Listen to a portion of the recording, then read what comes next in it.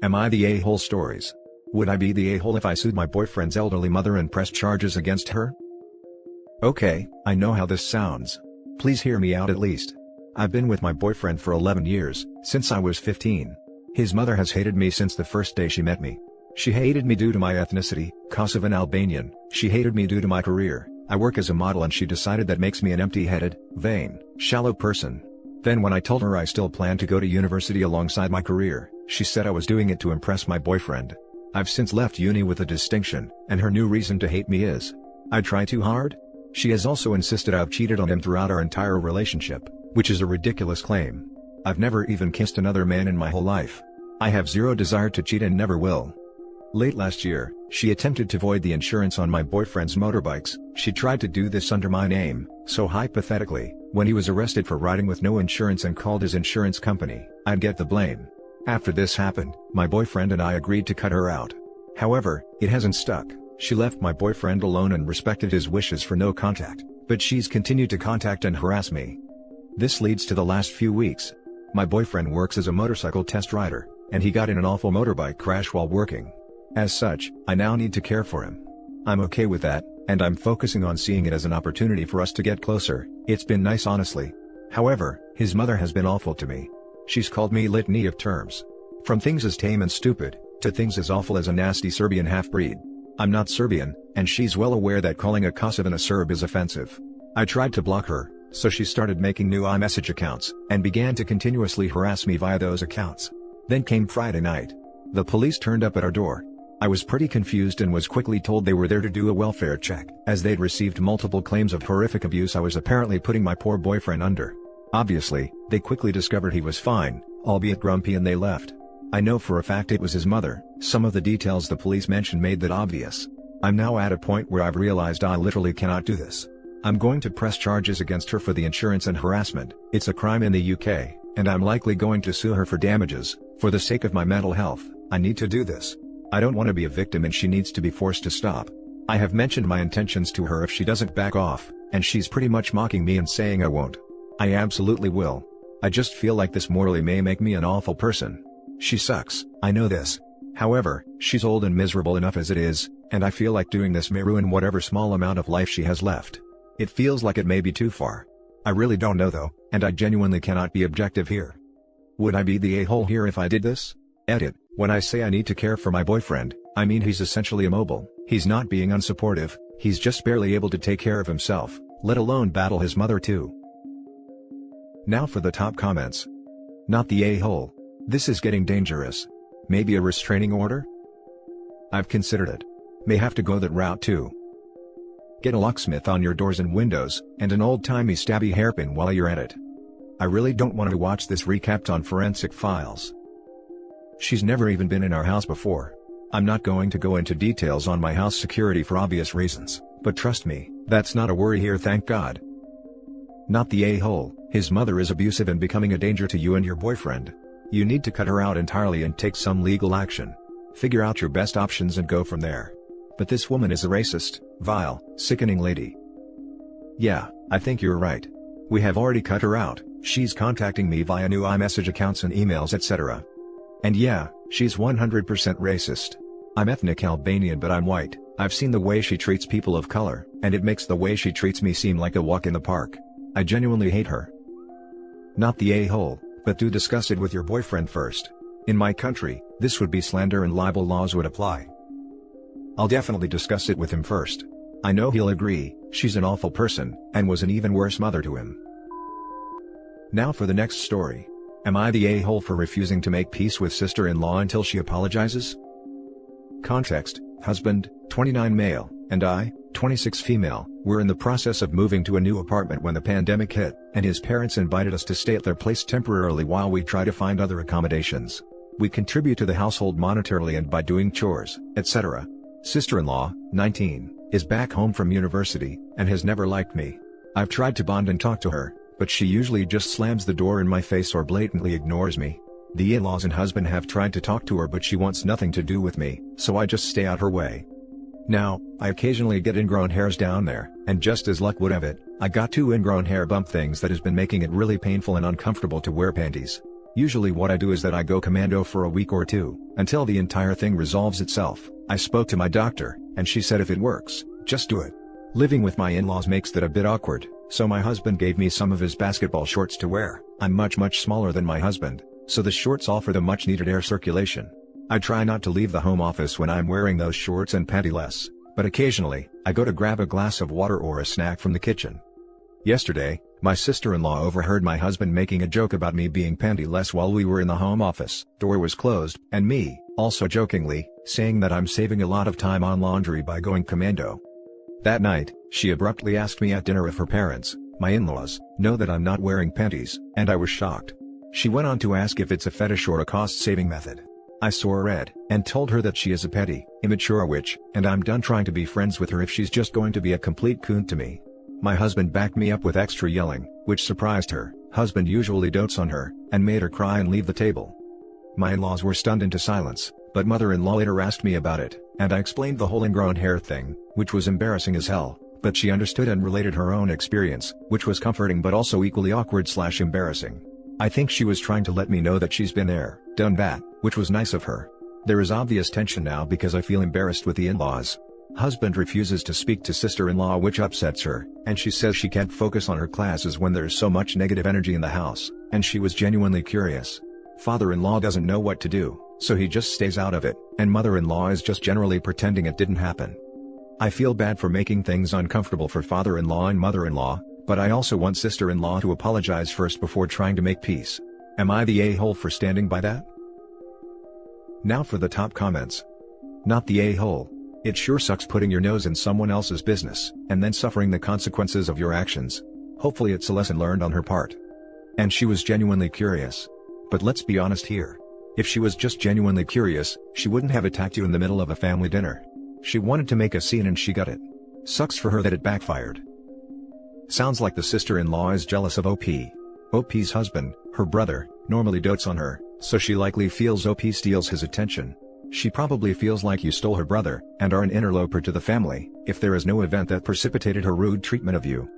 Your husband needs to have a serious sit-down conversation with her, and ask her to explain why she takes issue with you. She won't want to answer, but he needs to tell her that you are his wife, so if she wants to continue behaving this way, it will permanently affect her relationship with him. He will not forget her behavior easily, so she needs to think about how she's behaving, and what she thinks it will achieve. 19 is old enough to buck up and be a civil adult. Sister-in-law sounds like an immature baby of the family who has been doted on too much. You're not the a-hole. She says she can't focus on her classes when there's so much negative energy in the house, and she was genuinely curious. She absolutely knows she was trying to embarrass you, and is now trying to deflect blame and play victim. She may have even convinced herself of this story too. Not the a-hole, but your husband is probably going to have to help with making amends here. He's the common bond between you two. Not the a-hole, but don't expect a sincere apology. She's childish and you got to see some of that firsthand. For the sake of your husband and in-laws, remain civil and courteous, but don't bother fostering a relationship until she gets over the shock of losing her brother to you. We're definitely civil and not going out of our way to be hostile or aggressive. The funny thing is that, husband and I have been married 5 years, so this shock is something none of us can understand. I've constantly attempted to keep her involved in our lives. Example, I insisted husband take her out for one-on-one, brother-sister time, but she just rejects me and is blatantly rude at other family occasions. Info, OP, any chance she's mad about not being the only girl in the family anymore? Actually, that's a great point. I've never considered it. The next story is titled, Am I the a-hole for not giving my brother a ride to work because he hid my ADHD medication? I, 19 male, still live at my parents' house and I'm taking online college courses. In middle school, I was diagnosed with ADHD, but my parents never wanted me on meds, so I had to wait till I turned 18 to do it myself. I take Adderall every day, so today after having breakfast, I'm looking for my pills which I leave in my bathroom and they're not there. Then I started looking in my room getting pissed, because I knew for sure they were in my bathroom. My brother Theo, 20, was watching me from the hallway laughing when he saw me. He likes to be an A and does stupid stuff because it's funny to him, so I knew he probably did something. So I asked Theo where he put them, but he'd just laugh without telling me where they are. I don't know why he thinks doing something stupid like this is funny. I swear he's like 12. After a few minutes he tells me to calm down, and he goes to the closet in the hallway, but then he sees they're not there anymore. Theo swears that's where he hid them. We look all over the closet and can't find them. I'm so freaking angry and I tell Theo to find my meds now, or I'm not giving him a ride to work. He works at a store and supposed to open it in a half hour. That's when Theo gets more serious. He swears he doesn't know where they are. But I told him I don't care. Those pills aren't cheap without insurance, plus calling doctor's office for a refill, and I don't work enough hours to just buy more when that was a whole month worth. So yeah, I was so angry at him and didn't give him a ride. And also told him I won't be, unless he gives me my pills or money to buy more. Theo was begging me to go, but I shut my door and ignored him. He had to run and take the bus, but I heard he got there like almost an hour late. For sure got in trouble since he was the one in charge of opening the store. He was yelling at me when he got home, and my parents did too for purposely making him late because he didn't mean to actually lose my meds. My parents keep telling me I'm being too petty over this, and this affects his job. Everyone in the house seems to be really pissed with me, and I'm not sure if I took it too far with not giving him rides at all. I'm still really mad and worried about not finding my meds. I need those, so I don't know. Am I the a-hole? Now for the comments. Not the a-hole. Theo pranked you less than an hour before he needed a favor from you? Smooth. I hope you find your meds, and I hope your parents cut you some slack. If you had been able to take your meds this morning as usual, you would have felt clear-headed and able to drive. As it was, I don't blame you for passing. Besides how rude he was to hide them, and then to lose, or sell? See the well-gilded post immediately below them. If you're used to being in a certain mindset brought on by regular, prescribed usage of meds, and then all of a sudden that's taken away, it's not a good idea to get behind the wheel. On all counts, you made the right decision. Theo can take his medicine. Not the a-hole. Good luck getting a replacement. Your meds are likely a Schedule 1 and your doctor may not replace them. Mine wouldn't when I once lost the script. You can report the theft of your meds, because it's a theft, not a prank. Forgive me my suspicions, but medicines don't just disappear, though they often get stolen and sold on the street. No, OP's meds are Schedule 2. Schedule 1 substances are illegal for any reason, and cannot be prescribed. This is things like hero and coke. Schedule 2 substances are the most tightly controlled prescription drugs. Everything else though, agree. Not the a-hole. Taking meds is not funny. Querying though, you know your parents don't like them, could they have found them and thrown them out? Good theory, but I'm pretty certain that Theo stole them and sold them to college kids. There's a high demand these days. I don't know. I don't think they would, but who knows. Now for the last story. Am I the a-hole for taking my car back? Back in October of last year, I was upgraded to a company car through my work. This left us with an extra car we had to make a payment on sitting in the driveway. I have a cousin. We will call him Dave. Dave has had a lot of problems with his life. He's been in and out of prison, and after his mom died, he fell hard into controlled substances. Word travels fast in my family, and everyone knew I had an extra car. Well, Dave called me up and asked me if he could use it. I talked with my wife and we decided if we make the insurance payment and keep it registered, all he has to do is make the car payment $165 bi-weekly. He had a job, so I decided I would do that. It's been 3 months since we gave him the car, almost 4. I thought it would be smooth, but I have had to chase him and go knock on his door for every payment. He always paid it, but he wouldn't just come do it. It got very frustrating. 2 days ago, he was arrested in my car. He had illegal stuff on him and was taken to jail. All the while, my car was ransacked by the police. Vents ripped out, inserts ripped out, just destroyed the interior. Upon further investigation, I noticed that over 30,000 miles have been put on the car in just short of 4 months. Infuriated at this point, I told my mom and other members of my family he wouldn't be getting the car back. I said this to them because he called me from jail and asked if I'd park it as his house. I said absolutely not, I'm taking it back and selling it. He hangs up, and then I begin getting berated by family for screwing him out of a car. Calling me an a-hole. But the car was in perfect condition before it went to him. Like detailed, clean, low miles. Looked like a rental. And now I have had it quoted and will probably lose my butt on it. I did him a favor and I got boned, and now I just need to understand how and if I'm truly an a-hole. I feel I did my due diligence. Thanks for reading. Not the a-hole. The guy betrayed your trust whilst you were just trying to do him a favor. It's your car, so you should be able to take it back anyway, but he's clearly abusing that trust, so you have the complete right to take it back. 30,000 miles within 4 months? Where was he going? From Florida to California? That's a 3,000 miles one-way trip, 6,000 miles round trip. So he had to make 5 round trips from Florida to California. Is he a substance mule?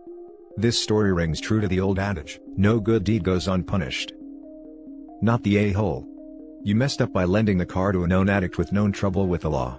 The car is in your name and you could face future issues if he continues to use it. What if he does something illegal, and then tries pinning it on you? Cut and run. My mom had her car stolen by someone my brother let stay at our house without our permission.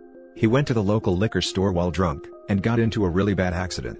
Everyone survived, and the other driver had minor injuries in one hand, while the idiot that stole the car ended up with a broken jaw and a broken hip. The other driver is now suing my mom because it was her car. Not the a-hole. Feel like it's obvious, but not the a-hole. You still own it, he was renting it, and his actions practically destroyed the car. Only other real option is to offer him to buy it outright, for whatever it might have been worth before all that damage. He screwed you over, dude. No clue what your family is thinking. If you knew my family, it's not an obvious answer. They baby an addict, and soon they'll bury the addict. Sorry, but you also babied the addict. You lent him your nice car, lol. It's not overly nice. But it was a stupid idea that I got talked into. Naive for sure. Sadly, hard when they're on and off again. And that's it for this video, guys. If you have thoughts to share, leave a comment below. Don't forget to hit like and subscribe if you like this content. I'll catch you in the next one. Good day, everyone.